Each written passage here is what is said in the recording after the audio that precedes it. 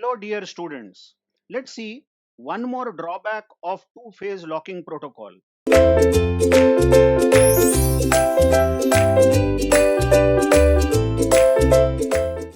In the previous video, we saw two-phase locking protocol schedules may encounter a problem of deadlock. Now, another drawback is that such schedules may result in cascading rollback. I expect that students have seen the earlier videos of transaction management where we saw cascading rollback. But don't worry, we will see the problem of cascading rollback again. First of all, you observe that there are three transactions T1, T2, T3 in this schedule, and all these transactions are following two-phase locking protocol.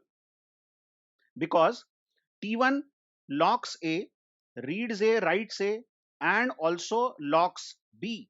Check that, correct? And after it starts unlocking the data items, it only unlocks.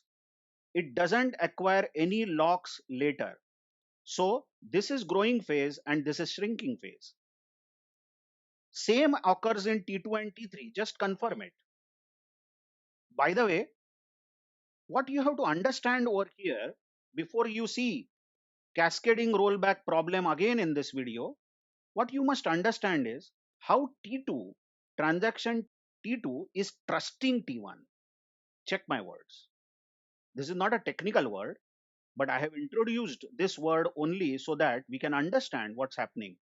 Check the transaction T2. What T2 says, I'm going to read the value of A. But this value was updated by T1, correct? So T1 has modified the value of A, and that modified value is getting read by T2. Similarly, you can see that T3, transaction T3 is trusting transaction T2. Basically, what T3 is also doing is it is reading the value of A. Observe. But which kind of value is this? This is the value which is updated by T2.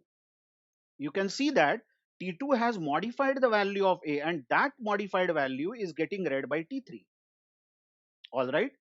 Also, I have shown in this picture, I have shown something called lock point over here. See this lock point. Why this is lock point? Because this is the last lock acquired by T1. After that, it only releases the locks.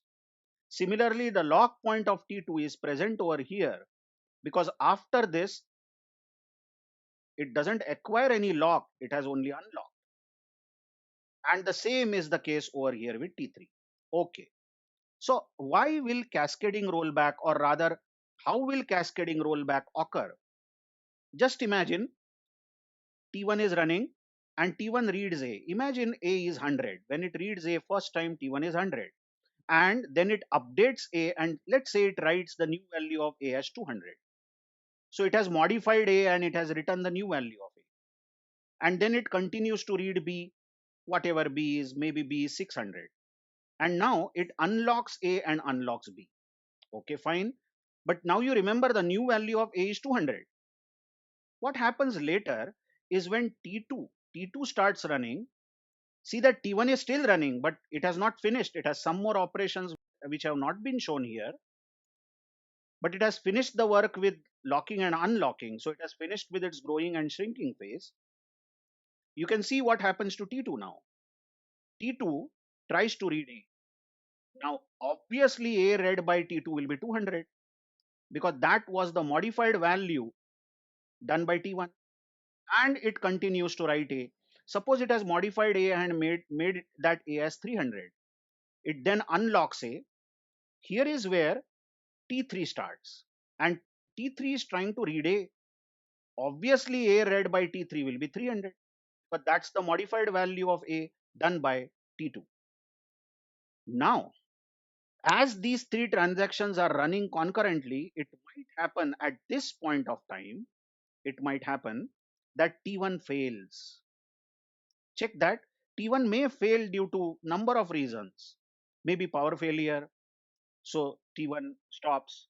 Maybe hard disk failure, so T1 stops. It can't continue. It has failed. Critical error.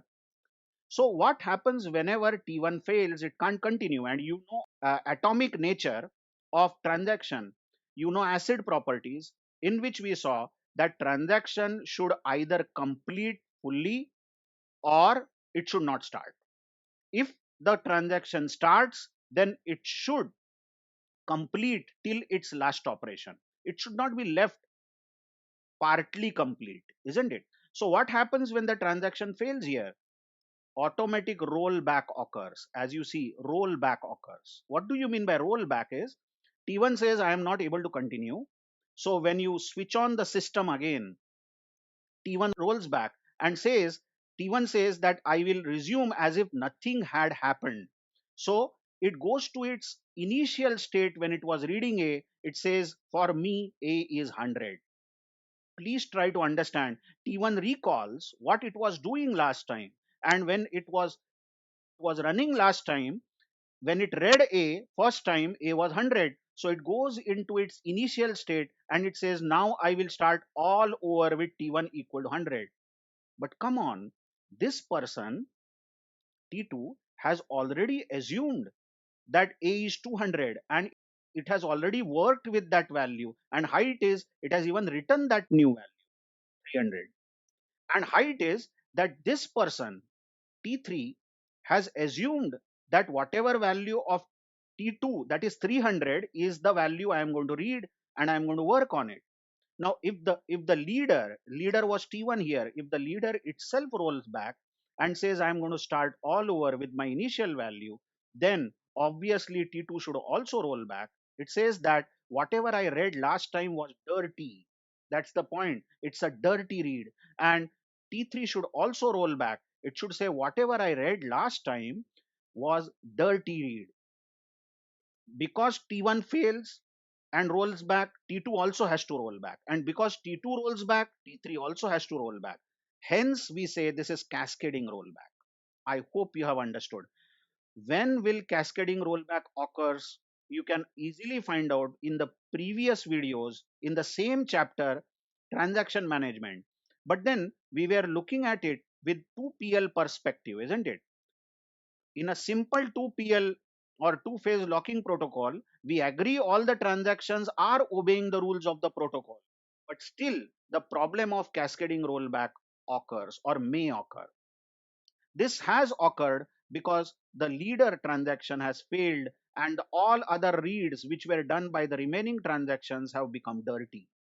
So, how do you avoid this cascading rollback? Is there any way to avoid cascading rollbacks? Yes, indeed.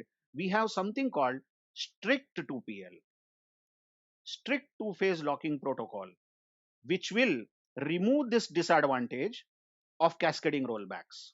So, in simple 2PL, you may have cascading rollbacks. I'm saying you may have cascading rollbacks, because what if T1 does not fail here?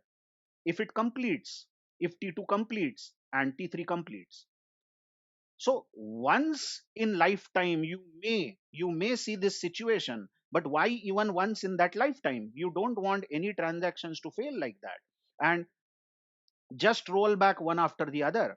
So to avoid this situation, we can use strict PL, which will remove this disadvantage of cascading rollbacks. But strict 2PL will still have the problem of deadlocks. In the previous video, we saw what is a deadlock. So deadlock disadvantage will not be removed, but cascading rollbacks will be removed. Let's see strict 2PL in our next video. Thank you very much.